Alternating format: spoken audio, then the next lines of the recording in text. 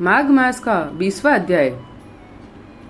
कुमारियों ने कहा, हे माता, आज किनारियों के साथ सरोवर पर स्नान करते और खेलते रहने के कारण हमें समय का ज्ञान नहीं रहा।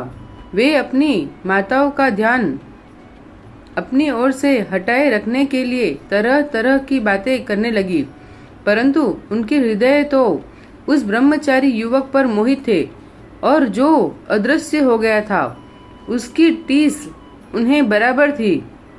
वे विरह की अग्नि से जलती पृथ्वी पर पड़ी छटपटाती रही, किसी से बातचीत न की। वे समस्त ओर से ध्यान को हटाकर एकाग्र मन से ऋषि कुमार का ध्यान करने लगी। उनको रात काटना भारी हो गया। जैसे तैसे उस विरह की रात को काटकर जब प्रातः वे उठी तो जल्दी से घर के बाहर निकली और आपस में सलाह करके उसी सरोवर की ओर चली जहां उन्हें वह ब्रह्मचारी मिला था।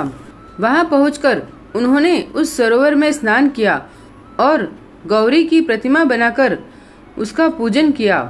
उसी समय वह ऋषि कुमार सदा की भांति स्नान एवं पूजा अर्चना के लिए उसी सरोवर पर आया। उसे आता देख उनके हृदय कमल खिल गए और वे बिना कुछ सोचे विचारे दौड़कर उस ब्रह्मचारी के पास जा पहुंची, इस आशय से कि वह कहीं भाग न जाए। उन सुंदरियों ने उसे चारों तरफ से घेर लिया और बोली, हे प्रियतम, कल तुम हमें छोड़कर भाग गए थे, मगर आज हम तुमको नहीं जाने देंगे। स्वयं चारों ओर से उन सुंदरियों द्वारा घिरते देखकर वह ऋषि कुमार चिंता में पड़ गया। उसने उन्हें भली प्रकार समझाते हुए कहा, हे सुंदरियों, धर्म की मर्यादा को ध्यान में रखो। मैं तो अभी तक ब्रह्मचारी हूँ और वेदाध्ययन कर रहा हूँ। जब तक मैं गृहस्थ आश्रम में प्रवेश करने के योग्य नहीं हो जाता तब तक मैं विवाह कैसे कर सकता हूँ। गुरुजनों का कथन है कि प्राणी को अपने वर्ण का और आश्रम की रक्षा करनी चाहिए। इसलिए तुम मुझे वरण करने की विचार त्याग कर अपने इस घेरे को तोड़कर मुझे बंधन मुक्त करो। वे गंधर्व कन्याएं कामासक्त हो रही थी। उस ऋषि पुत्र की वह अमृतवाणी सुनकर वे और अधिक अधीर हो उठी और बोली, हे काम रूपे, विद्वानों का कथन है कि धर्म से अर्थ, अर्थ से काम और काम से धर्म का उदय होता है। तुम्हारे संचित धर्म के कारण ही अवकाश तुम्हारे सम्मुख है, अतः उसका उपभोग करे। यह तो स्वर्ग भूमि है, यहाँ दिव्य भोगों की कमी नहीं है। उचित है कि आप हमें निराश न करें और हमारे कामाग्नि से जलते हुए हृदय को शांति पहुँचाए। तब उस ऋषि कुमार ने गंभीर होकर कहा, हे देवियों, तुम्हारा कथन न्याय संगत है, परंतु आप मेरी कठिनाई को बिना देखे ही अपना निर्णय दे रही हैं। मुझे अपना ब्रह्मचार्य व्रत को समाप्त करने के लिए गुरु की आज्ञा लेना अनिवार्य है। तब उन कन्याओं ने काम से विफल होकर कहा, तुम महान मूर्ख हो। शास्त्रों का कहना है कि बुद्धिमान वही है जो सहज प्राप्त होने वाली दिव्य औषधियाँ, ब्रह्मा रसायनों, सिद्धियों, निधियों, रसों, कलाओं, सुंदर स्त्रियों, मित्रों और धर्म सिद्धि को नहीं त्यागता। यदि ये वस्तुएं अनायास ही उसे प्राप्त होती है तो उसे किंचित भी आलस्य नहीं करना चाहिए। जिसे हम जैसी सुंदरियां प्राप्त होती है वह बड़ा भाग्यशाली होता है। हमारी सुंदरता को देखो और हमारे कुल आदि को समझो। देव की गति है कि हम तुम जैसे तपस्वी कुमार पर ही आसक्त हुई। अब तुम्हारा कल्याण इसी में है कि हमारे साथ गंधर्व विवाह करके हमें स्वीकार करो, अन्यथा हम इसी वन में निराश होकर अपने प्राण त्याग देंगे। तब उस धर्म प्राण ऋषि कुमार ने कहा, हे सुंदरियों, धर्म, अर्थ, काम, मोक्ष चारों वर्ग विधि पूर्वक सेवन करने से ही प्राणी को उनका सुफल प्राप्त होता है। अतः जब तक मेरा ब्रह्मचर्य व्रत पूर्ण नहीं हो जाता मैं कदापि तुम्हारा वरण नहीं कर सकता, क्योंकि समय से पूर्व किया कर्म उसी प्रकार नष्ट होता है जैसे कि सागर में डाला गया एक लोटा जल। हे कन्याओं, इस समय मेरा मन धर्म में आसक्त है, अतः मैं तुम्हारी इच्छा की पूर्ति कदापि नहीं कर सकता।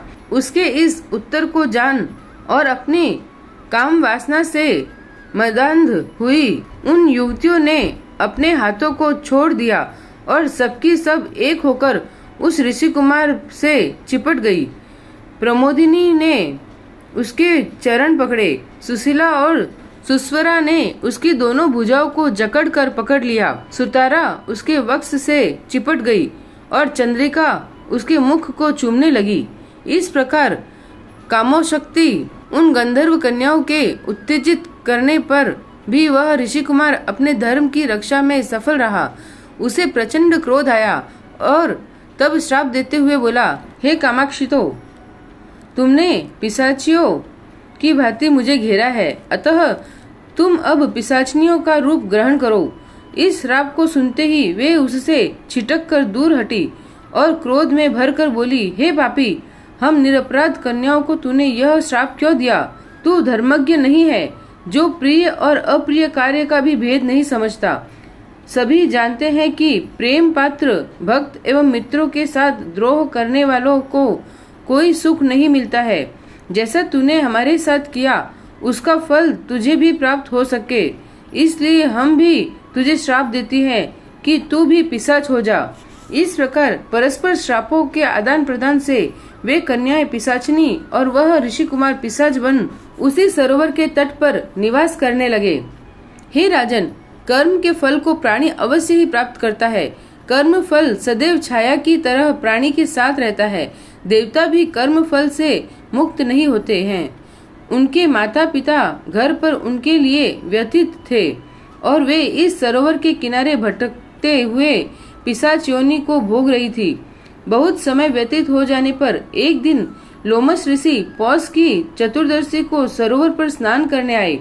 भूख से व्याकुल पिशाच एवं पिशाचनियां उनकी ओर भागे, परंतु लोमस ऋषि के तेज के कारण वे पास पहुंचने से पहले ही जलने लगे और इस कारण वे दूर भाग गए। वह वहां अग्निमय का पिता वेद निधि लोमस ऋषि को सरोवर तट पर आया देख इनके पास आकर हाथ जोड़कर बोला, हे महामुने, महाभाग्य के उदय होने पर ही उत्तम पुरुषों के दर्शन होते हैं। उत्तम मुनियों के दर्शन मात्र से ही प्राणियों के पाप नष्ट हो जाते हैं।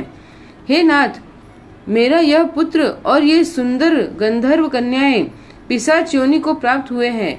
ये इनके परस्पर श्राप का प्रभाव है। इतना कह उन्होंने संपूर्ण वृत्तांत ऋषि को सुनाते हुए कहा, हे मुने, आपके दर्शन मात्र से इनका निस्तार होगा। अब आप कृपा करके इनके श्राप नष्ट होने का उपाय बताइए और इनके दुख को दूर करिए।